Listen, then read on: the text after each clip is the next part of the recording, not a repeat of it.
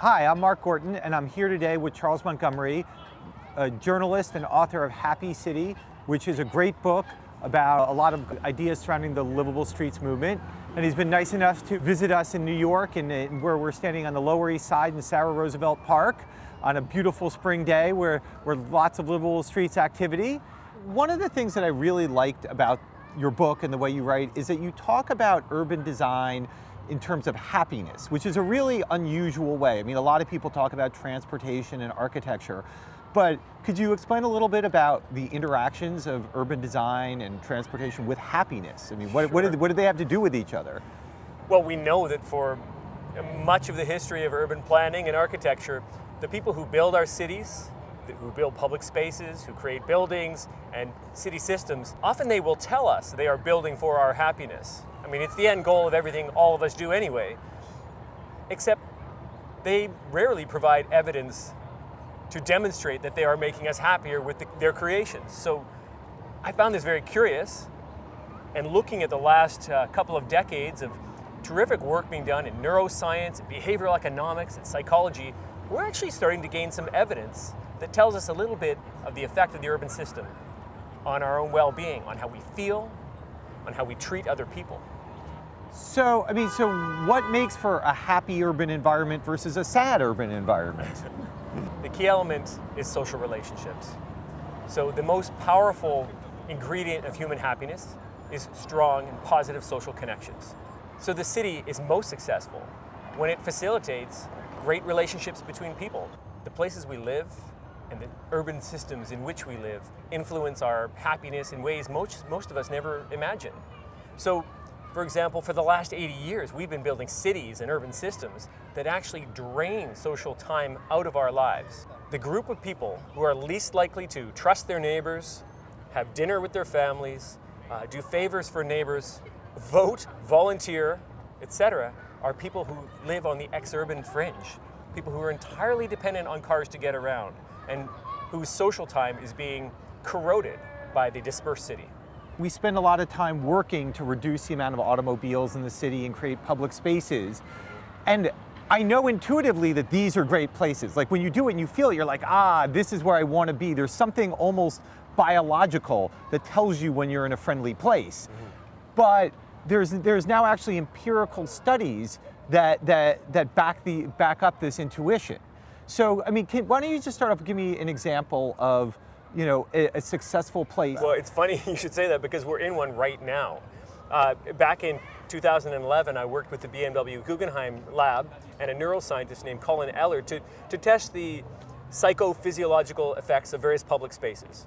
We started in the Lower East Side, we started on East Houston Street, and we found a couple of things. First of all, Colin attached skin conductance monitors to all these tour participants, dozens of people.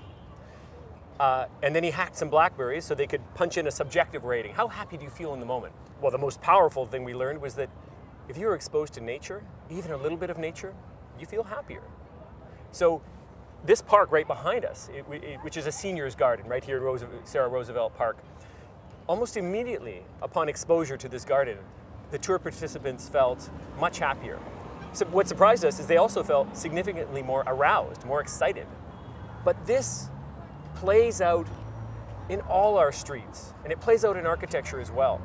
We found that these big box style environments, not just in the suburbs, but when you big box the central city, when you take away all the street interaction from a building facade, for example, on the Whole Foods just a couple of blocks from here, where there are very few doors, windows, very little going on, people are less happier there than they are in the old jumbled up tenement blocks.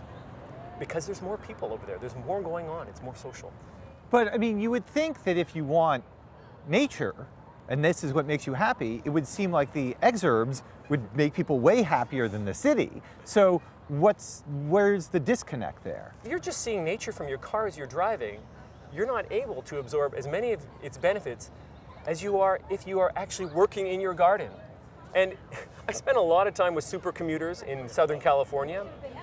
These people didn't actually have gardens because they had no time to garden. We as animals basically have very basic needs, and in terms of human interaction, and that urban planners, transportation planners, architects actually have to be conscious of that and actually build places to make people feel comfortable and facilitate human interaction. So how do they do that? I would say, first of all, it's good to be guided by evidence.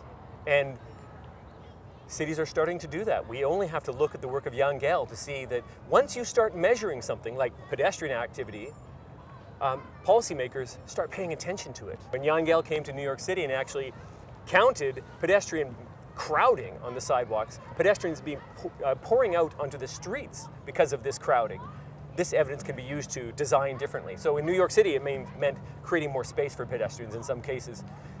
It's hard to measure happiness. I don't expect that you're going to find leaders of cities strapping happiness monitors on people. That's probably not a realistic thing. So what are things that they should be planning to do? I mean, you talked about counting pedestrians, and I know people count traffic. Like, what are proxies for happiness? What are healthy indicators that might be easier to manage for than happiness? Yesterday, I spent the day in Jackson Heights, and looking around this neighborhood, mixed use, opportunities for lots to happen, for lots of social engagement, enough density to support great transit, walkable destinations, lots of small stores. And another thing, I think a lot of cities can learn from New York City's traditional neighborhoods, this idea of mixing uses. There's a school out in Jackson Heights that sits on top of a layer of retail, small scale retail. So if you live in that neighborhood, your kid can go to the school, but then you can go shopping beneath the school. What is the connection between the automobile and happiness? And what are the things that we've missed along the way that we really need to realize now? Well, surveys around the world on commuter satisfaction suggest the people who feel the most joy and the least fear, rage, and sadness are people who walk or bike to work or school. It's fairly conclusive. The question is, if that's the case, why aren't more people doing it? We know that 60% of people in cities would like to try biking around. That's what they say in surveys, but they won't do it because it's too uncomfortable and it's too scary. And unfortunately, our cities have designed those choices out of most people's lives. So what cities need to do is to create more opportunity and more freedom by building that infrastructure in again, creating safe, separated bikeways. This is essential. Over here on East Howson Street, when my friend Colin Eller, the neuroscientist, attached skin conductance monitors to measure arousal, when crossing the street, participants' arousal shot up. It was a very scary experience. So cities talk a lot about minimizing danger and pedestrian and cyclist deaths. But there's also a relationship between that infrastructure and simply how these experiences feel. I think most people are still not making these connections. So how do you get people to make these connections? Because again, if you walk up to someone and say, you should have your city be a happier place, everyone's gonna go like, yeah.